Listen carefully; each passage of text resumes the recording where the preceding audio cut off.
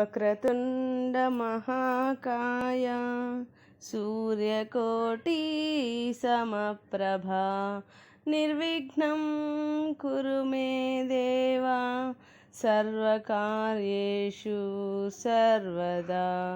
గురుబ్రహ్మా గురుర్విష్ణు గురుర్దేవో మహేశ్వరః గురుః సాక్షాత్ పరబ్రహ్మ తస్మై శ్రీ గురవే నమః. ఓం శ్రీ సాయిరామ్. భగవాన్ శ్రీ సత్యసాయి సచ్చరిత్రము. తపోవనము. 16వ అధ్యాయము. నామస్మరణ విశిష్టత. ఒక భక్తుడు స్వామితో, స్వామి శరణాగతి శరణాగతి అంటారు కదా, శరణాగతి చేయటం ఎలా అని అడిగాడు. అప్పుడు భగవాన్ బాబా ఏమన్నారో తెలుసా? బంగారు, నీవు శరణాగతి చేయటం కూడానా? నామస్మరణం చెయ్యి, భగవంతుడే నీకు శరణు అవుతాడు అన్నారు. నామస్మరణ విశిష్టత గురించి చెప్తూ స్వామి, నామస్మరణాన్ని సాధనల కంటే ఉత్తమమైనది. ఇది ఒక గొప్ప జపం, అమోఘమైన తపం. ఈ నామస్మరణ వల్లనే కుచేలుడు శ్రీకృష్ణుని అనుగ్రహాన్ని చూరగొన్నాడు. నీవు నామం స్మరించేటప్పుడు ఆ నామాన్ని భక్తితోనూ ప్రేమతోనూ స్మరించు. అది గొప్ప ఫలితాన్ని ప్రసాదిస్తుంది. ఈ కలియుగంలో మోక్ష సాధనకు నామస్మరణ చాలు. నిన్ను బాధించే మనోవికారాలను, దురాశను పోగొట్టి నీకు శాంతిని, తృప్తిని కలిగింపగల దివ్యౌషధం నామస్మరణ ఒక్కటే. ఆ నామం భగవంతుని సహస్రనామాలలో ఏదైనా కావచ్చు, లేదా ప్రపంచంలోని ఏ భాగమున కానీ, ఏ భక్త సంఘంలో కానీ ఈనాడు పరిపాటిగా వాడుకలోనున్నదైనా కావచ్చు. ఏదో ఒక నామమును నీ నిత్యకృత్యంలో ఒక భాగంగా కనీసం ఒక 5 నిమిషములైనా స్మరించటం నీవు అలవాటు చేసుకుంటే అది నీకు మంచి ప్రతిఫలమునిస్తుంది అన్నారు. తులసమ్మ వృత్తాంతము. ప్రశాంతి నిలయంలో వెనుకటి రోజులలో తులసమ్మ అనే ఒక భక్తురాలు నివసిస్తూ ఉండేది. ఆమె ఒకసారి తన ఊరికి వెళ్ళినప్పుడు ఒక ఆటోలో ప్రయాణం చేస్తుండగా నిర్జనమైన ఒక ప్రదేశంలో ఆ ఆటో దారి ప్రక్కనున్న ఒక చెట్టుకు ఢీకొని పడిపోయింది. ఫలితంగా తులసమ్మ చేతి మణికట్టు దగ్గర గాయం అయింది. దెబ్బ తగలటంతోటే ఆమె ఒక్కసారిగా సాయిరాం అంటూ కేకవేసి పడిపోయింది. ఆ ఏకాంత ప్రదేశానికి ప్రమాదం జరగటంతోటే ఒక కారుతో ఒక డ్రైవరు వచ్చి నిలిచాడు. ఆ డ్రైవరు తులసమ్మను, ఆటో డ్రైవరును ఇద్దరిని తన కారులో ఎక్కించుకొని ఇంటికి తీసుకొని వెళ్ళాడు. ఆమె చేతి మణికట్టు దగ్గర చాలా తీవ్రమైన గాయం అయ్యిందని ఆమెకు తెలుసు. కానీ అంతకంటే ఘోరమైన ఆపద నుంచి తాను బయటపడినట్లు తరువాత ఆమె గ్రహించింది. తరువాత ఆ ఆటో డ్రైవరు స్వయంగా చెప్పిన విషయాలివి. తులసమ్మ ధరించిన విలువైన బంగారపు ఆభరణాలను చూడగానే అతనికి వాటిని ఎలాగైనా దోచుకొనాలనే ఆలోచన కలిగింది. ఆ ఉద్దేశంతోనే అతడు ఆ ఏకాంత ప్రదేశానికి ఆటోని తీసుకువచ్చాడు. కావాలనే ఆటోని చెట్టుకు ఢీకొట్టించాడు. తులసమ్మకు దెబ్బ తగిలి స్పృహ కోల్పోయే లోపున అతడు ఆటో నుంచి దూకి ఆమె నగలను అపహరించుకొని వెళదామనుకున్నాడు. కానీ దెబ్బ తగలటంతోనే ఒక్కసారిగా సాయిరాం అని పలికేటప్పటికీ ఆ నామస్మరణ ఆ ఆటో డ్రైవర్ మనసును మార్చివేసింది. ఆపద కలగగానే మరుక్షణంలో భగవంతుని నామాన్ని స్మరించిన ఇటువంటి ఉత్తమరాలిని మోసం చేయకూడదని అతడు నిశ్చయించుకున్నాడు. పైగా ఆ ప్రమాదం జరిగింది మానవ సంచారం లేని చోట. ఆ విషయం ఆటో డ్రైవర్కి తెలుసు కూడా. ఆ ప్రమాదం జరగటంతోనే వెనువెంటనే ఒక కారు, ఒక డ్రైవర్ అక్కడికక్కడ ఎలా సృష్టింపబడ్డారో అర్థం కాక ఆ ఆటో డ్రైవర్ వణికిపోయాడు. అతడే ఈ విషయాలన్నీ తనంత తానే తులసమ్మకు చెప్పి ఎంతో పశ్చాత్తాపం పొందాడు. విచిత్రమేమంటే ఆ తరువాత కూడా అతను తులసమ్మ దగ్గరకు వస్తూ వెళుతూ క్షేమ సమాచారాలు తెలుసుకుంటూ చివరకతడు ఒక ఆత్మీయుడిగా మారిపోయాడు. భగవన్నామ స్మరణ ఎంత శక్తివంతమైనదో ఈ సంఘటన మనకు తెలియచేస్తుంది. నామం జపించటం అంటే భగవంతుణ్ణి పిలవటమే. పెద్దబొట్టు స్వామిని, స్వామి ధ్యానం అంటే ఏమిటి, ఎలా చేయాలి అని అనేక పర్యాయాలు అడిగింది. అందుకు స్వామి, నీ ముఖం ధ్యానం లేదు, గీనం లేదు, నామస్మరణం చేసుకుంటున్నావు కదా, అది చాలులే అనేవారు. ఒకసారి రాత్రిపూట వాన చినుకులు పడుతుంటే ఆమె మందిరం ఎదుట చెట్ల క్రింద నుంచి లేచి మందిరంలోని వరండాలోకి వెళుతూ సాయిరాం సాయిరాం అనుకున్నది. ఆ రాత్రివేళ స్వామి మేడ మీదకు వచ్చి, దున్నపోతా, నేను నిద్రపోనక్కరలేదా అన్నారు. స్వామి, మిమ్మల్ని నిద్రపోవద్దని ఎవరన్నారు అని అంటే, నువ్వు నన్ను పిలుస్తుంటే నేనెలా పడుకోను అన్నారు.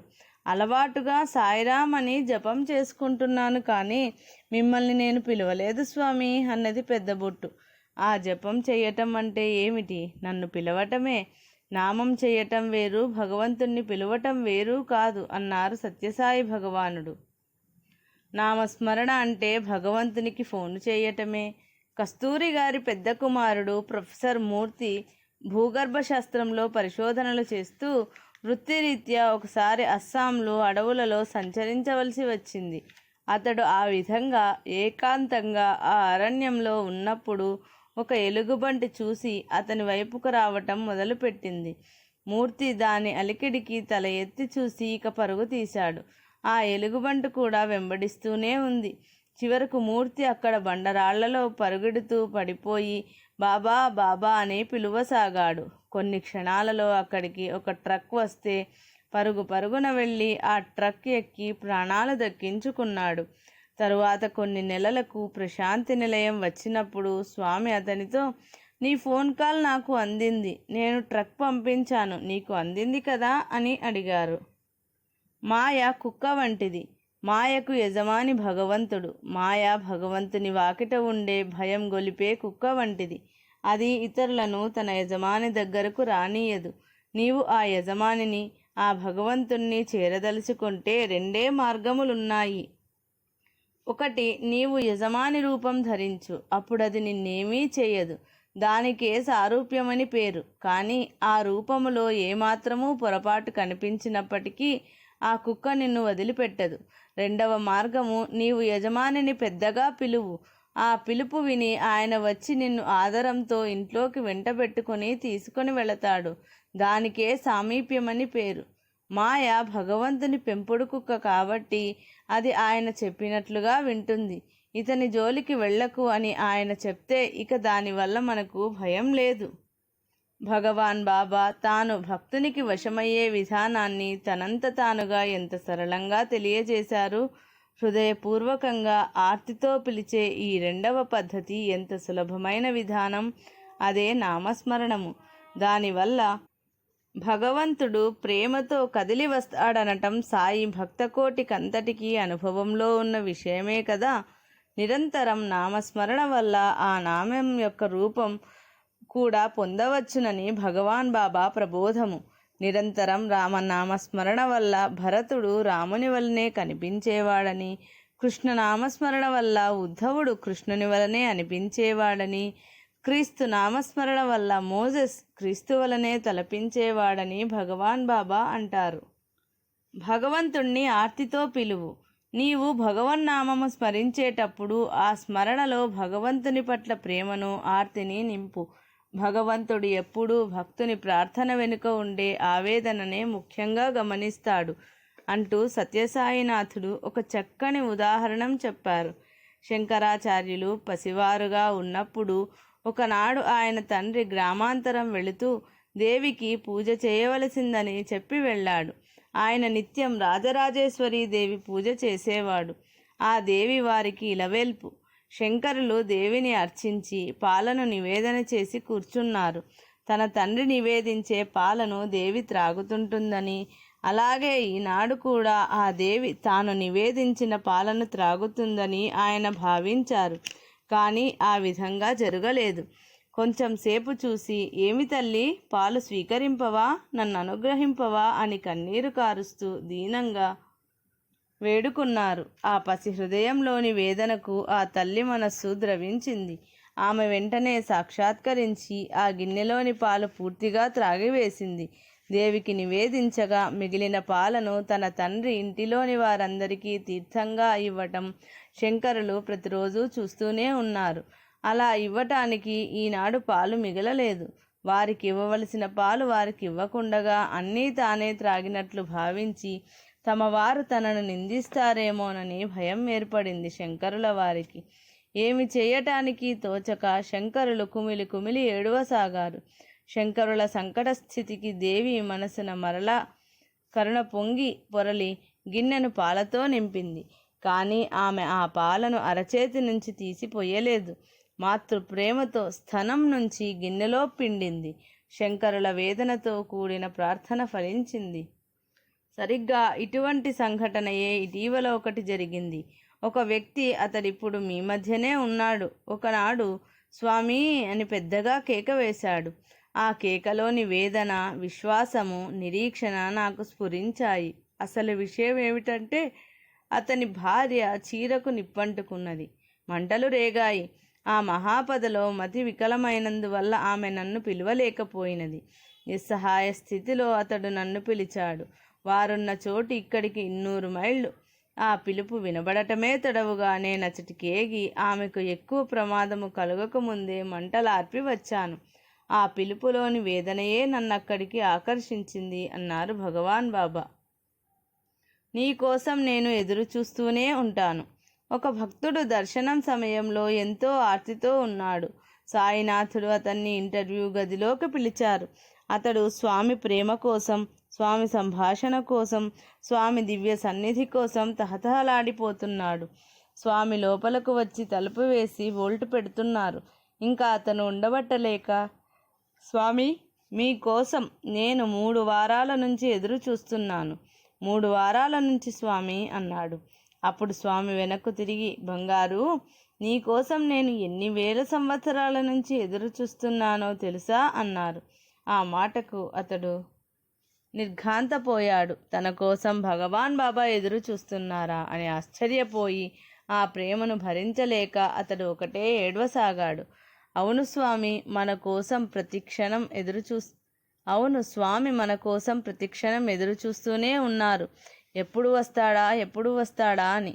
నీవెప్పుడు వచ్చినా సరే నేను మాత్రం నీ కోసం ఎదురు చూస్తూనే ఉంటాను బంగారు అంటారు స్వామి. స్వామి నేను ఇప్పుడు రాలేను. కొన్ని బంధాలలో చిక్కుకొని పోయాను. కొన్నింటికి బానిసనైపోయాను. ఇప్పుడు నేను రాలేను స్వామి అంటాడు మానవుడు. పర్వాలేదు బంగారు, నీవు ఎప్పుడు వచ్చినా సరే, ఎంత ఆలస్యమైనా సరే నేను మాత్రం నీ కోసం ఎదురు చూస్తూనే ఉంటాను అంటాడు భగవంతుడు. ఆ రావటం ఒక్కొక్కసారి కొన్ని జన్మలు కూడా పట్టవచ్చు. స్వామి ఇంటర్వ్యూ అంటుంటే స్వామి వెయిట్ అంటారు. అంటే ఆగు అని కాదు అర్థం. నీవు చాలా వెయిట్గా అంటే బరువుగా ఉన్నావు అని అర్థం. అలా ఆర్తితో కొన్నేళ్ళో తప్పించిన తరువాత స్వామి ఇంటర్వ్యూకి పిలుస్తున్నారు. అంటే వెయిట్ తగ్గిన తరువాత, ఆర్తి వల్ల, తపన వల్ల, ఆ నామస్మరణ వల్ల, ఆ స్వామి చింతన వల్ల రాగద్వేషాలతో కూడిన భారం తగ్గిన తరువాత స్వామి దగ్గరకు పిలుస్తున్నారు. ఒకసారి స్వామి ఈ విషయమే మరొక విధంగా అన్నారు. మీరు నాకు సన్నిహితులు, ప్రేమపాత్రులు అయ్యే కొద్దీ మీరు దహింపబడే అవకాశం అధికంగా ఉంటుంది అని. దహింపబడేవి మనలోని దోషాలే. దహించటం అంటే పరిశుద్ధపరచటం అన్నమాట. దాని వెంట బాబా ప్రేమ రక్షగా ఉంటుంది. కాబట్టి సాధకుడు అందుకు సహించి ఉండగలుగుతాడు. బాధితులందరూ నా బిడ్డలే. కస్తూరి గారు కర్ణాటకలోని దావణగిరిలో కళాశాల ప్రిన్సిపాల్గా ఉద్యోగం చేస్తున్నప్పుడు ఆయన దగ్గర అనంతప్ప అనే బంట్రోతు ఉండేవాడు. అతనికి స్వామి అంటే వల్లమాలిన భక్తి. కస్తూరి గారింట్లో జరిగే భజనకి కావలసిన పూలు, పళ్ళు, అగరవత్తులు, కర్పూరం వంటివి మంచివి వెదకి అతడే బజారు నుంచి తెచ్చేవాడు. కస్తూరి గారింట్లో స్వామి ఫోటో దగ్గర నిలబడి తన చేతిలో పువ్వు పడేలా చేయమని స్వామిని ఒకటే బ్రతిమలాడేవాడు. స్వామితో ఏకాంతంగా సంభాషించేవాడు. స్వామి ఫోటో నుంచి తీసివేసిన పాత పూలదండను అతని చేతికిచ్చినప్పుడు దానిని అతడు దివ్య ప్రసాదంగా భావించేవాడు. స్వామి ఒకసారి తన పెద్ద సైజు ఫోటో ఒకటి కస్తూరి గారికిచ్చి, ఈ పటాన్ని దావణగిరి తీసుకువెళ్ళి అనంతప్ప మందిరంలో ఉంచు అన్నారు. అతని పూరి గుడిసె స్వామి మాటతో మందిరమైంది. ఆ ఫోటోలో నుంచి పడే విభూతి కోసం ఎందరో పెద్దలు వచ్చేవారు.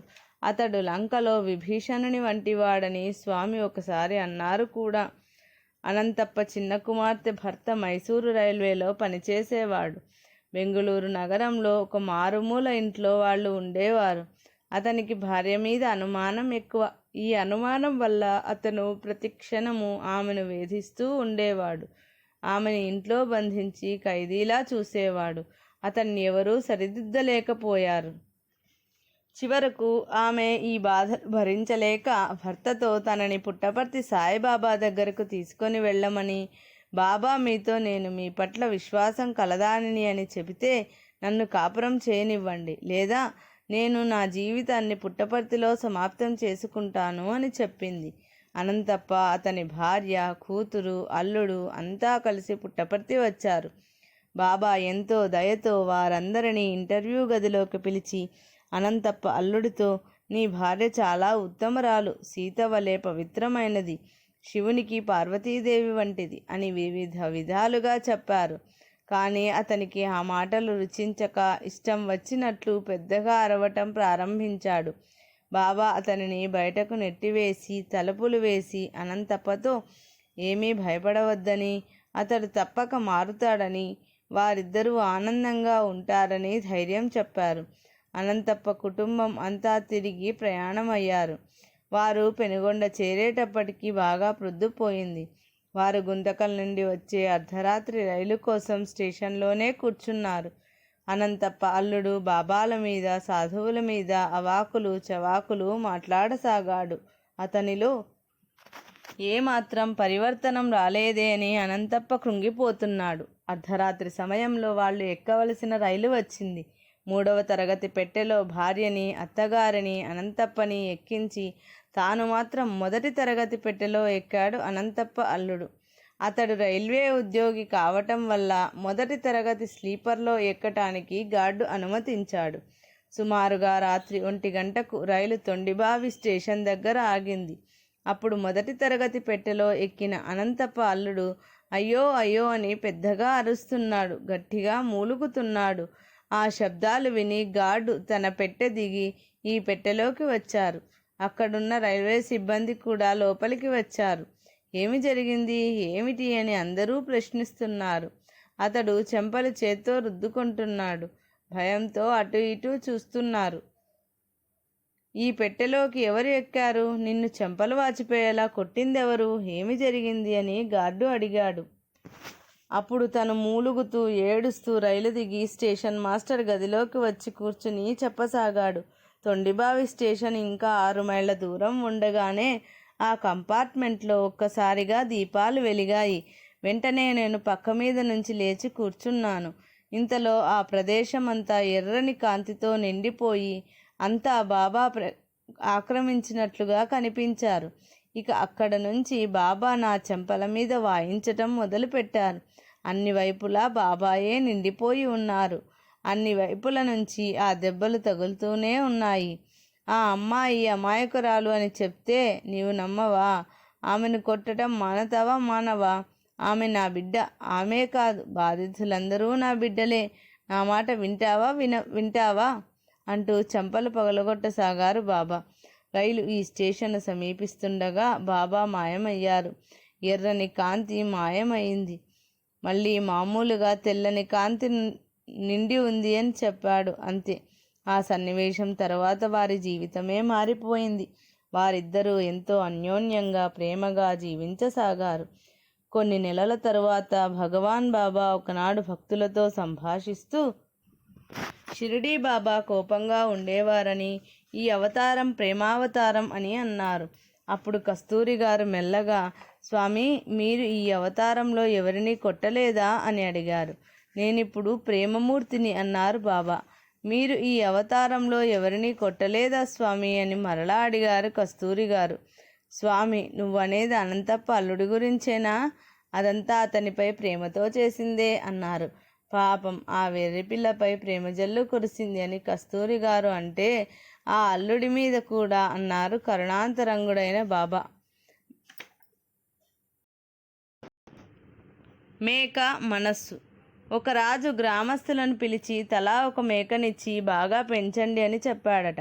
అయితే వాటిని తన దగ్గరకు తీసుకొని వచ్చినప్పుడు అవి ఆకులు తినకుండా ఉండాలి అని ఒక షరతు విధించాడు. ఆ విధంగా మేకలను పెంచిన వారికి 10,000 రూపాయలు బహుమానం ఇస్తానని కూడా ప్రకటించాడు. మేకను బాగా మేపితే ఇంకా ఆకులను ఎట్లా తింటుంది అనుకొని బాగా మేపారు అంతా.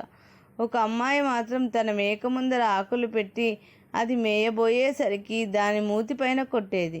ఇక క్రమంగా ఆ మేక ఆకులున్న వాటి వైపు చూడటమే మానివేసింది. ఒకరోజు రాజుగారు అందరినీ మేకలను తీసుకొని రమ్మని హెచ్చరించారు.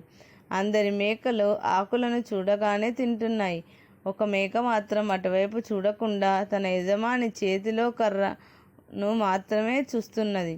రాజుగారు ఆ మేకను పెంచిన అమ్మాయికి 10,000 రూపాయలు బహుమానంగా ఇచ్చారు. బాబా ఈ వృత్తాంతాన్ని చెప్పి మనస్సును అరికట్టుకొనటానికి కూడా ఇదే విధంగా అభ్యాసం చేయాలి. అర్జునుడంతటి వాడు చంచలం హి మనఃకృష్ణ ప్రమాదీ బలవత్తరమైన మనస్సును ఏ విధంగా అరికట్టుకోవాలని అడిగితే దీనికి సాధనయే సరియైన మార్గం అన్నాడు కృష్ణుడు అని బాబా తెలిపారు. ఓం శ్రీ సత్యసాయి పరబ్రహ్మణే నమః. శాంతి శాంతి శాంతి. ఇది 16వ అధ్యాయం సంపూర్ణం.